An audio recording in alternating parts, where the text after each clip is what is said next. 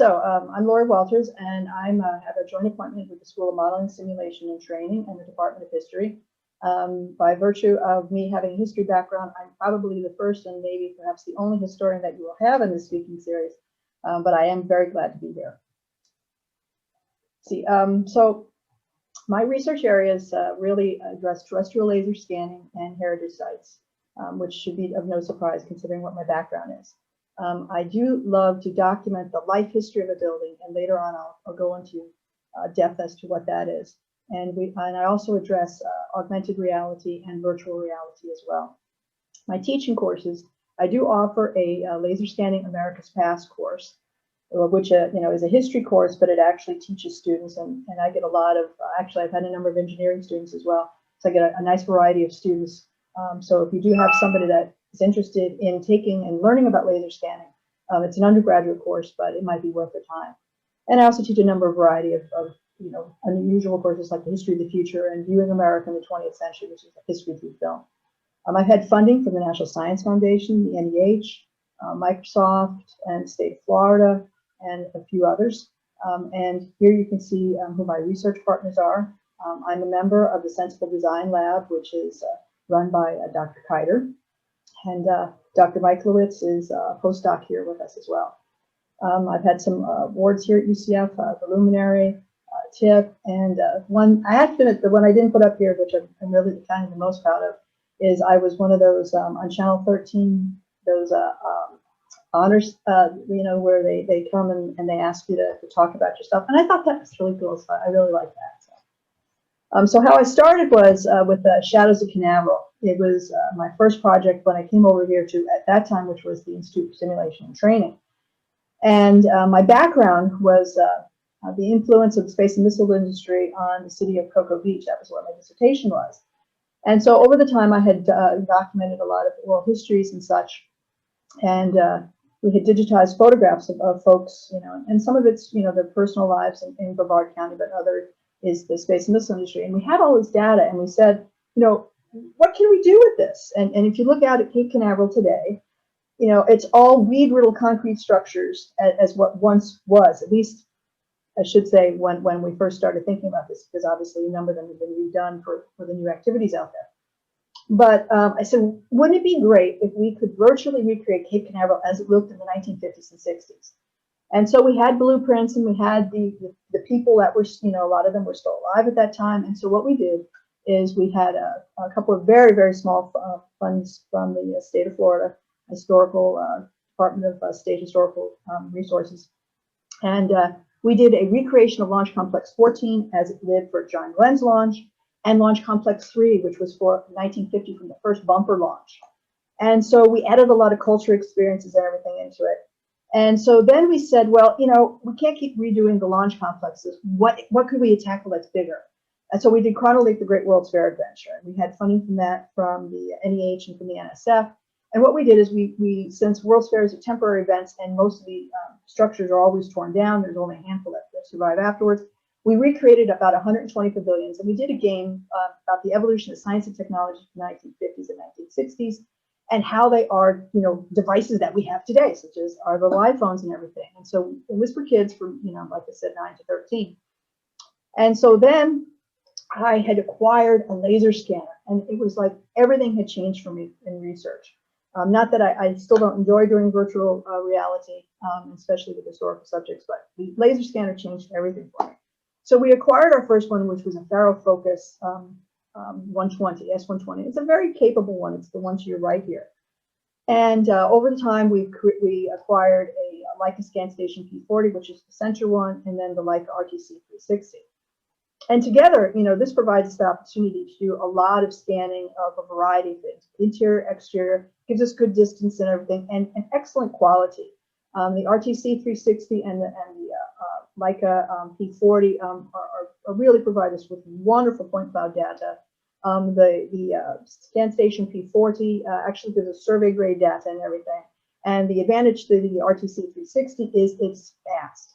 It uses SLAM technology, so we are actually going through and we are doing pre-registration, which makes our registration process a lot easier than it used to be in the past. And we also acquired recently a very small handheld device, a structured light scanner, which will allow us to do small artifacts. Like if I wanted to scan this for whatever reason, I could with that. And so from that, we did Mercury mission control. Big surprise that I would want to do something with the space program. And so this was what they had over at the Kennedy Space Center prior to their renovations. And this is set up. This is the original equipment. It's not on the original site, but we were interested in the equipment in case we wanted to do a virtual recreation visit at any one time. And so what we did is we went in, we did this with 17 scans, and it gave us very nice quality. This was with the Faro S120. Then we went to New York, and we went to the New York World's Fair site, and we did a couple of the pavilions that were still left, including the Unisphere and the New York State Pavilion. The sky, what you see to the right, excuse me, to your left, is 220 feet high. So it gave us very nice scans from this.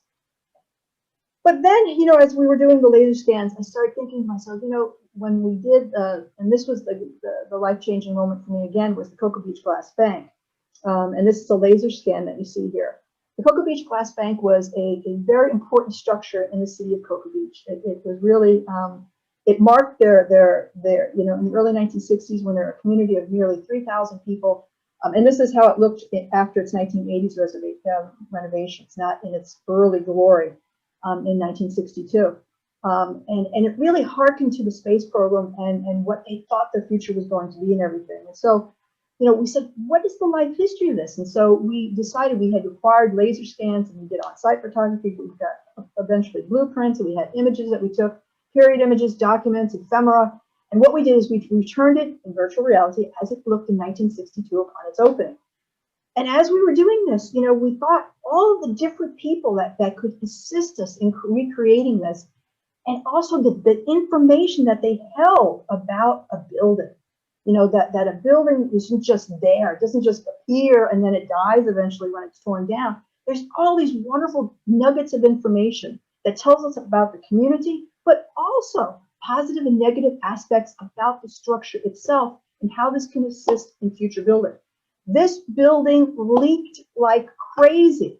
It was created in 1962, and it was well before the sealants and everything could be there, that they needed to keep the water out of this. They actually had to drill holes in the mezzanine level to actually drain the water out that was coming in all the time. It was amazing the things that we learned about this structure.